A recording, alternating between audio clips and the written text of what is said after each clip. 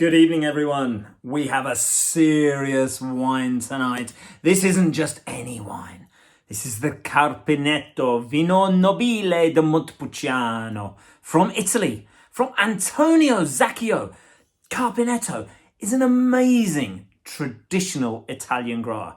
They've been making wines there since around 1967.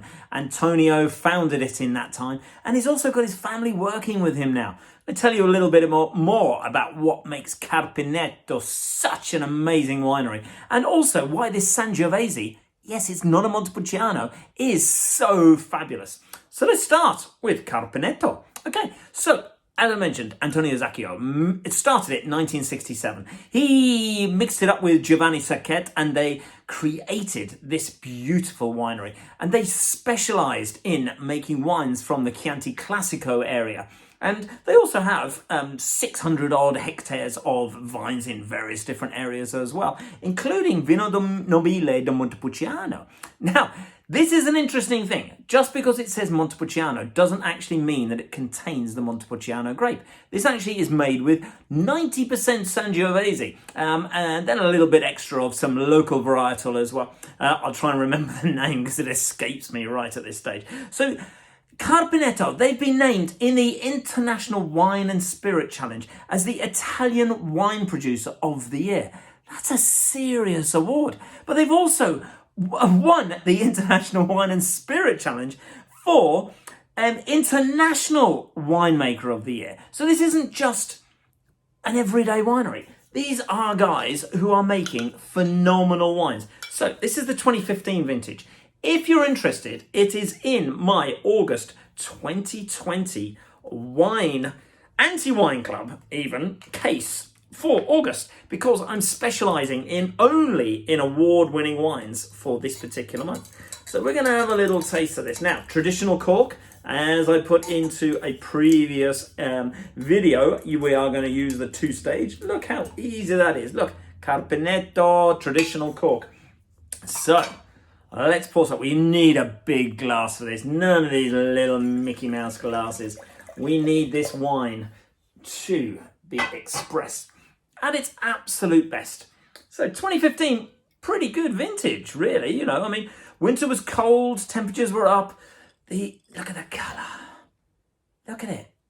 It's not. I mean, look, it's beautiful. But when it sits and it's just settled, it's quite opaque, but when you swirl it around, look at that beauty. So the important thing about the 2015 vintage was that small bunches, very concentrated Sangiovese. That really led to making an amazing wine.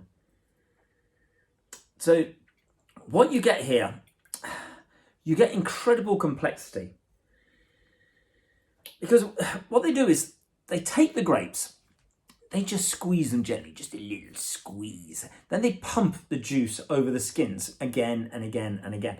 And that produces amazing complexity, but also tannins and just different flavour characteristics. Then they're aged for 2 years. I think it's something like 5,500 litre oak barrels. So that it doesn't impart, because the bigger the oak, the less oak flavouring that's actually imparted on the wine. The smaller the oak, the 250 litre barriques, which are often used, puts an awful lot of oak. But then second and third fill, you know, sometimes you get fourth fill, but not very often. But the bigger oak, it's just to soften the tannins, just to give it a little bit more elegance. Then it's just allowed then just to luxuriate in the cellars, where they just want this wine just to chill out and relax and just to get ready for people to enjoy it.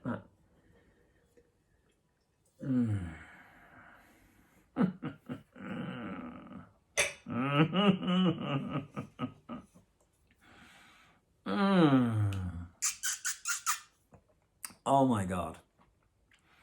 This is a sexy time, Sangiovese. This is extraordinarily elegant. It's silky. It's got the little nudge of Sangiovese, that slightly raw cherry characteristic that you would expect. It's got a violet. It's got a sort of an It's got a little hint of spice from the oak. But the finish, it just goes on and on and on. And it's velvety and it's rich, but it's not overpowering. It's a delicious wine. Now, bear in mind, I've just opened this and poured it.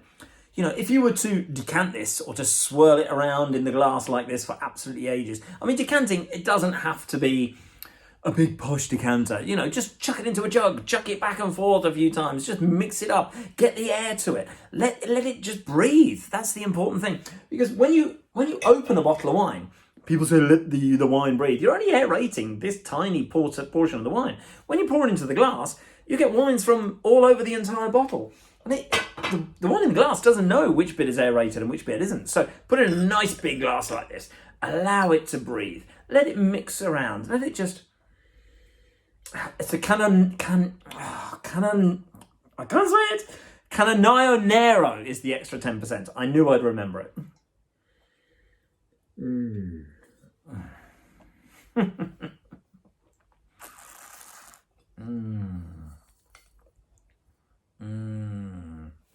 It's not very often in these videos that you see me going back for a second taste, but this just has to be done. Carpineto.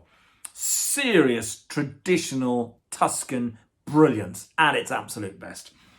Gonna have to finish this because I'm gonna have to go and taste a little bit more of this wine. I hope you've enjoyed it tonight. Thumbs up if you like Carpineto. Leave me a comment. Tell me what you'd like me to taste next. This wine is in my August 2020 Reds Anti-Wine Club case. Anti-Wine Club? Why an Anti-Wine Club? Because I don't want you to have subscriptions. I want you to buy wine when you want to buy wine. This particular month, I focused only on award winners. Carpineto, Vino Nobile Montepulciano. It's a top award winner. The winery is a top award winner, as mentioned previously. Get some right now before it all goes. Cheers.